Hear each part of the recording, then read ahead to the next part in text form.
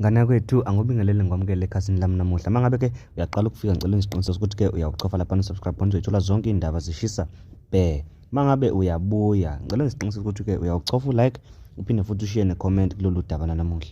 Ayike ilokhu sisho njalo ke isililo kwinsizwa yakamasinga lona oyibonayo ke esithomeni sakho eshuthe eduze kwemonto yayo engasekho.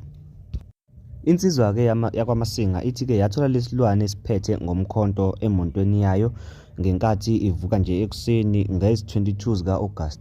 Lesilwane ke abaziyo bathi kusolakala sengathi imbulu.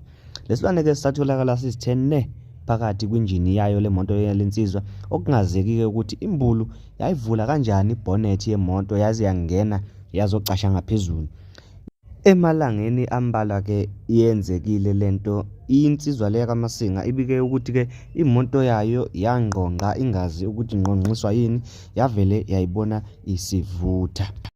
Ngana kwethu ke ubuthakathi, ubunya nobunja kuyinto ekhona emhlabeni. Mina ke engizokupha khona njengomphako wempilo ukuthi ke qaphela lapho unyathela khona, uqaphele nabantu futhi ohamba nabo. Sale kahle ngana kwethu, uzivikele.